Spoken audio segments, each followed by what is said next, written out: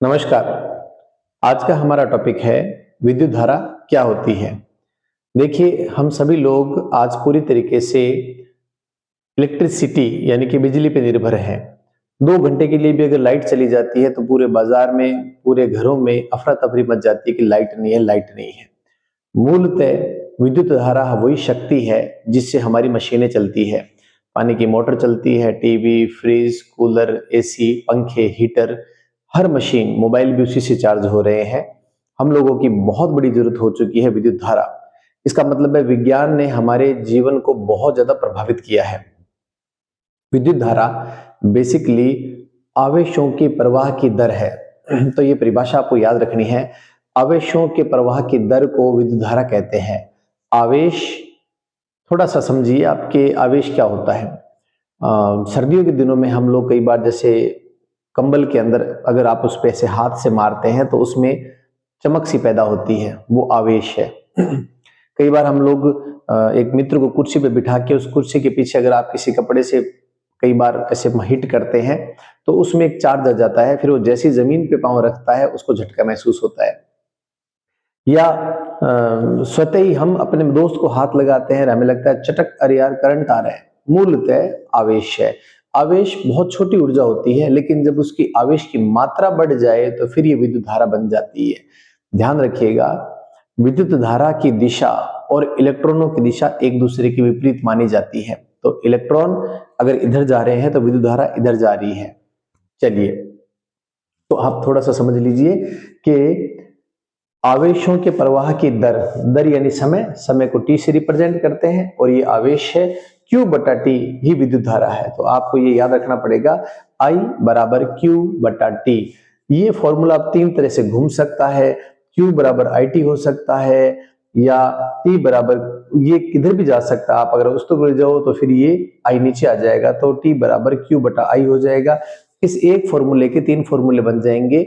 मूलतः आप एक याद कर लीजिए, बाकी पक्षांतरण विधि से आप सवाल आराम से कर सकते हो।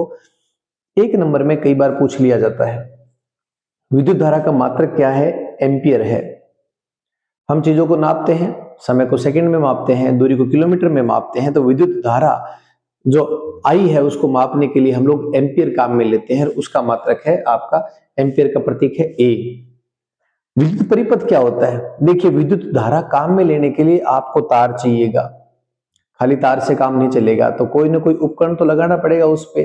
तो विद्युत धारा बहते हुए तार में कोई उपकरण लगाओगे, तो अगर विद्युत धारा के अंदर आपने कोई उपकरण लगा दिया है तो उपकरण चाहे वो बल्ब हो, पंखा हो, टीवी हो, कुछ भी हो सकता है, तो वो विद्युत धारा के प्रवाह की वजह से वो काम करने लग जाएगी। पर उसको बंद करना और चालू करना, उसके लिए हमें स्विच चाहिए। धारा मापने के लिए हमें उसका एम्पियर मापने के लिए एमीटर चाहिए, और 2 सिरों के बीच में विभव कितना है वो मापने के लिए हमें वोल्टमीटर चाहिए। तो जब ये सारे इंस्ट्रूमेंट सिस्टमेटिक तरह से व्यवस्थित कर देते हैं तो उसको आप विद्युत परिपथ कह देते हैं, सर्किट। आइए देखिए, ये बेसिकली बैटरी का प्रतीक है। एक बड़ी लाइन, छोटी लाइन, बड़ी लाइन, छोटी लाइन। बड़ी लाइन की तरफ हमेशा धन आवेश माना जाता है बैटरी का। तो धन टर्मिनल और ऋण टर्मिनल, प्लस और माइनस, तो हमें समझ में आ गया। प्लस से धारा बहती है एमीटर को पार करते हुए, ये मैंने ए लिखा है, एमीटर है, ये इसके अंदर बहने वाले एम्पियर का रीडिंग देता है। यहां से बहती हुई ये धारा इधर गई है, यहां पर मैंने एक बल्ब लगा दिया है, या ये एक प्रतिरोध हो सकता है जो इस धारा को बहने को काम में ले पाए। अच्छा, इस प्रतिरोध के दोनों सिरों पर मैंने तार निकाल करके वी लगा दिया है। वी यानी कि वोल्ट मीटर। प्यारे बच्चों, वोल्ट मीटर हमेशा जो चलते हुए धारा का तार है उसके समानांतर लगाया जाता है। तो ये कई बार आया हुआ है, वोल्ट मीटर हमेशा समानांतर क्रम में लगेगा, ए मीटर हमेशा श्रेणी क्रम में लगेगा, क्योंकि ए मीटर उसी तार के अंदर लगता है। और ये जो दिख रहा है ये कुंजी है, यहाँ पर बटन दबाते हैं तो ये ऑन हो जाएगा, ऑफ हो जाएगा। अभी ये ऑफ है, और जैसे ही आप इसमें ये बिंदु बना दोगे अब ये ऑन है, ऑन होते ही बल्ब जल जाएगा।